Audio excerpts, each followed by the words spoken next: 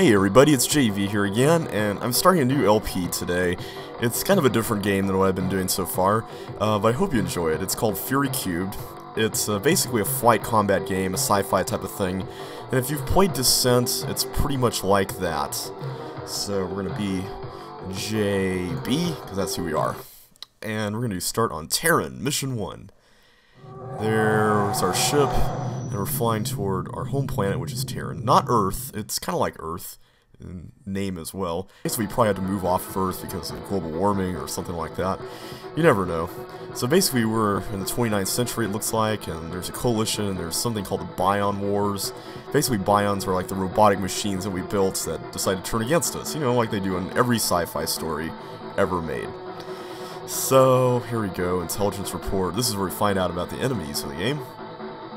Let's move our mouse out of the way. There we go. That ship's called the BW-12. And I like these little rotating things they show for the ships. Those are called walkers, and they do not at all look like the walkers from Star Wars. I'm just kidding, they really do. And there's something called Unibots. They remind me of something, but I just can't place my finger on what it is, though. And there's the weapons bunkers. You can blast those open to get power-ups and weapons, and I actually thought those things looked like cowboy hats when I was a little kid. Of course, you know, when you're a little kid, you think things look like anything. And that thing, that's basically the thing that takes you to another mission. So with that being said, let us begin Mission 1 of Terran. We're going to go full throttle, and here we go. Did a BW-12. It's a pretty fun game, actually. It's not really all that difficult. Basically, you just fly around and you go toward your target using the radar device on the upper right-hand corner of the screen. If you've played things like Star Wars Rogue Squadron, this is probably somewhat familiar to you. Like I said, this game somewhat resembles Descent, except you have to fly around outside a lot more than you did in Descent 3, and you have to fly outside, period. You know, Descent 1 and 2 didn't have that ability, but this game does, which is pretty fun. The only problem with this is that there's really no tunnels to explore. There are tunnels, but you'll see what I mean when we get to them. I'll explain that in a little bit. So let's go ahead and head onward to the next target. Basically, all we have to do is just destroy the walkers in each location. It's pretty basic. You just have to destroy all the walkers. You don't destroy the buildings, although you can do that for extra points. If these are the cities that we're supposed to annihilate, then that's something that's a little strange, because it would seem that the walkers would be the ones to do that, and not necessarily you, but oh well.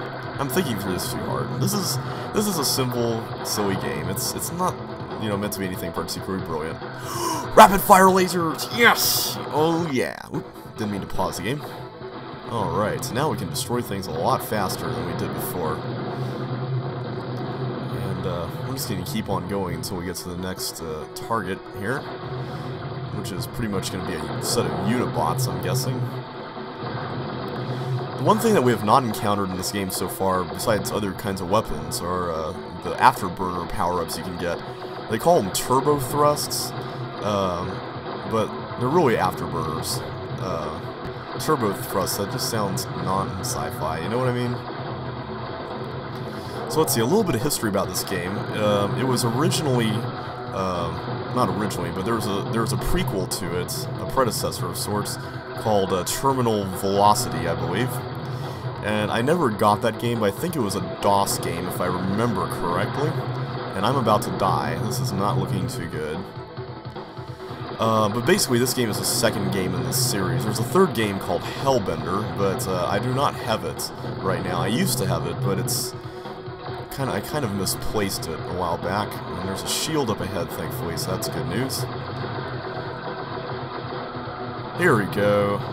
Awesome. And now, okay, you don't want to destroy the palm trees, because that'd be destroying the environment, and we don't want to do that. Never mind the fact that we're conducting a pretty intense war here. We can't destroy palm trees. Somehow they remain safe, even though there's all this crazy action going on. Next place we're going is over here, and for some reason these walkers do not blow up like the other ones do in those nice giant explosions. I do not know why that is, but oh well. And now we're going to go to a checkpoint. We don't have to go all the way there. We just have to get close to it. And now we're just going to keep going on toward the end point of the level, which is the jump zone. I don't know how this thing works, but apparently it springs your ship up into the air somehow. I do not know how, but somehow it does that. And here we go. We had a lot of BW-12s following us around.